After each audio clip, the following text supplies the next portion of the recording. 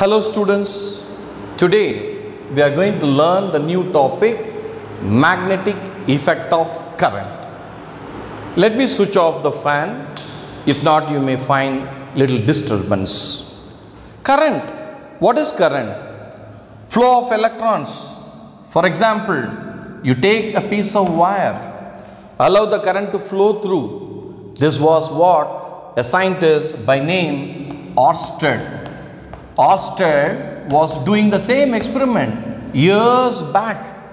He took a piece of wire and he was allowing current to flow through, and he was doing some other experiment. Fine.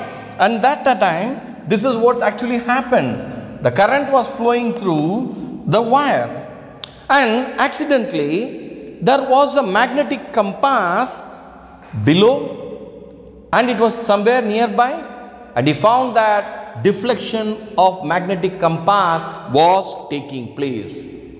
Now, why should the magnetic compass deflect? When there is no magnet in this area, and only when there is an electric wire and current is passing through that, and the magnetic compass is deflecting, and what is the meaning of that? What does it mean? Actually, there is somewhere magnetism is there. And who is producing that magnetism? And later it was discovered that the flowing electrons causes a magnetic field. Yes, that is why we call this lesson magnetic effect of current. It produces a magnetic field around this wire. Now, when you just take the same wire, current instead of flowing from left to right, and if it moves from right to left, you find that the deflection is in opposite direction. If the magnetic compass deflected towards right, let us say, and then direction of current is changed, it was moving towards left. So there is something that electric current has to do in creating the magnetic field, and that magnetic field causing the change in direction in the deflection of the magnetic compass. Okay, now we'll take this idea, the basic idea of Oersted, and this is called Oersted's discovery. Yeah, and this is referred to as Oersted's discovery. What is Oersted's discovery? It is when a current flows through a conductor, it produces magnetic field around it. Now, I'll show you a magnet. You know, naturally a magnet is there, and the magnet will produce north pole and south pole is there. It will produce magnetic field. We all know that. We have studied it in 10th standard also, right? And even in junior classes, it produces magnetic field. This is that of a solid magnetic bar. North to south is the direction of the magnetic field, right? And this is there, fine. But now we are going to study about how a piece of wire is going to behave just like a magnet, and it is going to produce a magnetic field. So we need to change the laws and theories a little bit. We have to modify them, and we have to learn more precisely how it is going to behave. Fine. To know what is the direction of the magnetic field, we have a very simple law. I hope you can see this wire, a white wire I have taken, and what I am going to do, I am going to allow a current to flow through this wire. When a current flows through this wire, I said magnetic field is produced around it. Now how do you know what is the direction of the magnetic field? We can find it using something called right hand thumb rule. I am first introducing the concept of right hand thumb rule. Now, what is this right hand thumb rule?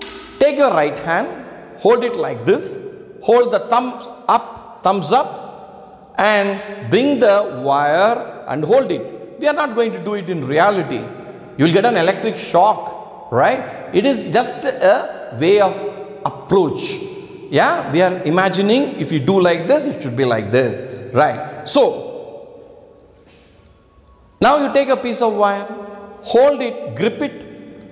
If the thumb points to the direction of the electric current flows from positive to negative, that is conventional current. So when current is flowing like this, the curled fingers shows me the direction of the magnetic field. Again, let me draw a small diagram, right? So this is the wire, allow the current to flow through, and a magnetic field is set up. Now what is the direction of the magnetic field? We can only say, is it clockwise or anti-clockwise? Is it clockwise or is it anti-clockwise? Okay, now how is it going to be? Yeah, when I'm holding it like this, I see that it is like this. So it is circling like this. You see, it is circling like this. Clock goes in this direction, but it is in the opposite direction. So when it is going from down to up, it is going to be anti-clockwise. So I can mark the anti-clockwise like this. Fine. See, this is a two-dimensional figure, right? You have to always check it like this. That is the correct way. Now what I am going to do, I am going to take the wire, allow the current to flow from up to down. That is, positive is here and negative is here. Now how I am going to apply right hand thumb rule? Very simple. Hold the wire, the direction of the current, you should hold it right. Instead of holding it like this, now I hold it upside down. The thumb points to the direction of the conventional current, and the curled fingers gives me the direction of the magnetic field. And now when I see this is the direction, you see this is the direction which is clockwise direction. So the magnetic field in this case will be clockwise direction. I hope you understand. These are the two possibilities you are going to have. One is current going in one direction and then going in the opposite direction. So the magnetic field direction can be clockwise or anti-clockwise. Let me say, for example, I take a long wire. I have taken like this. Now I keep a magnetic compass here. Magnetic compass always points north and south when there is no current is flowing through. When the current is going to flow through, magnetic field is produced. So the magnetic field due to the wire and the Earth's magnetic field, they both will interact with each other, and the deflection of the magnetic compass will be seen. Remember, there are two magnetic fields.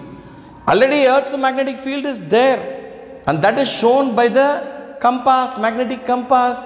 Now when I allow the current to flow through, and that is producing a magnetic field, so these two magnetic fields interact with each other, and hence the change in the direction in the compass.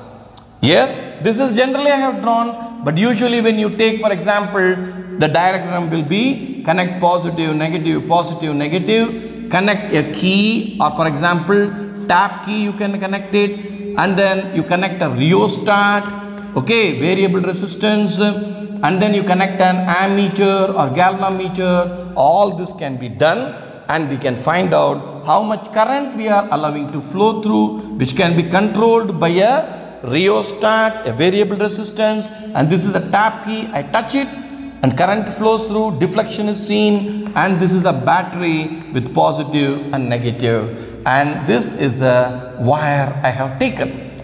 Now if I say AB is the wire I have taken, you have to remember very carefully, when I bring a magnetic compass needle, the wire is like this, and if I place it down, it will be in one direction, and if I place it up, the direction will differ.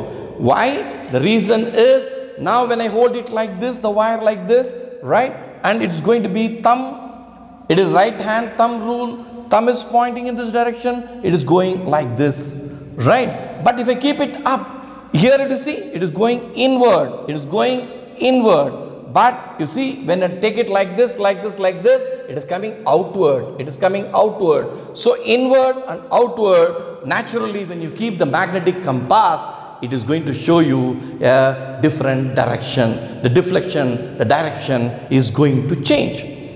Now we have to be very clear about one thing. The basic concept of this you can only find with right hand thumb rule. The direction we can find out, but we cannot find the magnitude. Magnitude means what is the magnetic intensity or what is the magnetic field value.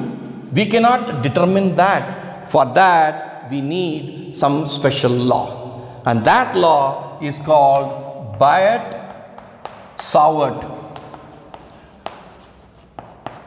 This is called Biot-Savart's law. Both Biot and Savart are two different scientists, and they made a law, a rule, and that is called Biot-Savart's law. Now what is Biot-Savart's law? First and foremost, remember, magnetic field is represented by the symbol B. Electric field is represented by the symbol E, and B is that of the magnetic field.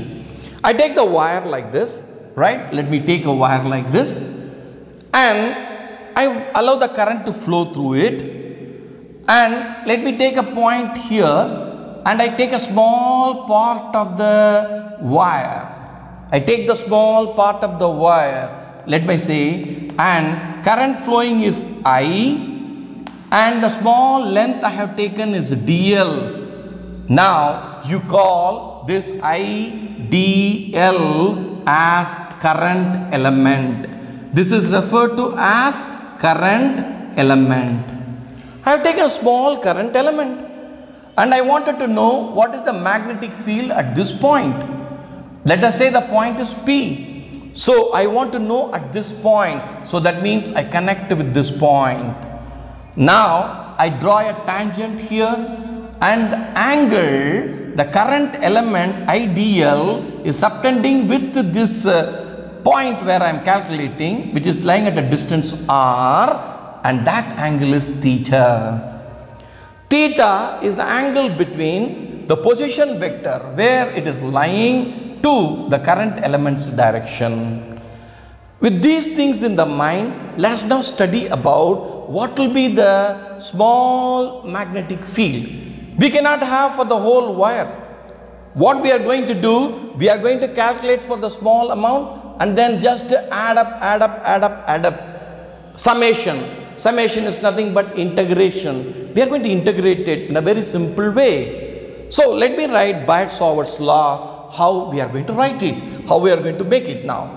They found that the small magnetic field dB is magnetic field, dB is a small magnetic field due to the small current element.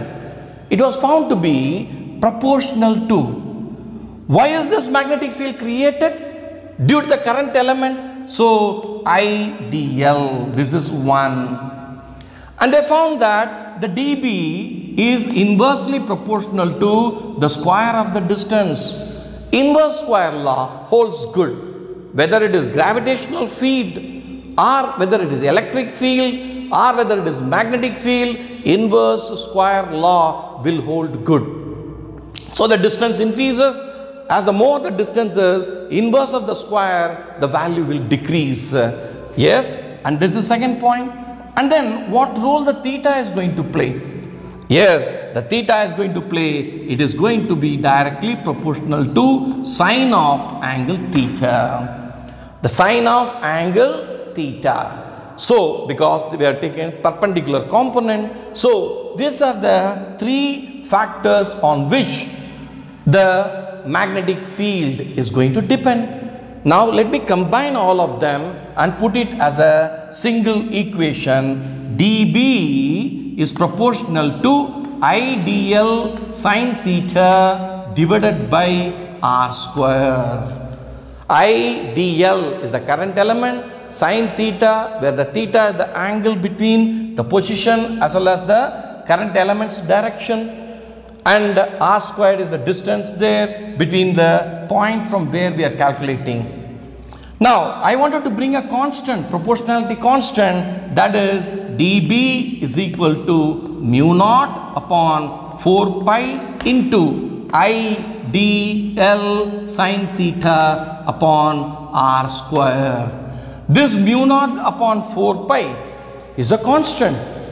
You remember in Coulomb's law, we said 1 upon 4 pi epsilon naught, where epsilon naught is permittivity in free space, permittivity in free space, but here mu naught is called permeability. It is called permeability. Permeability in free space. Yeah, I hope you understand now. Here also a constant is coming. 4 pi is an additional factor. There you had simply 1 upon 4 pi epsilon naught. There also you see 4 pi was there. And here it is mu naught upon 4 pi. That is what the constant is. And mu naught is permeability in free space. So today let me conclude the video by stating Biot-Savart's law. What is it saying? The small magnetic field at a particular point is equal to dB is equal to IDL sin theta divided by R square. And in the future next videos we will study the application of Biot-Savart's law, and further we will continue with that. Thank you so much.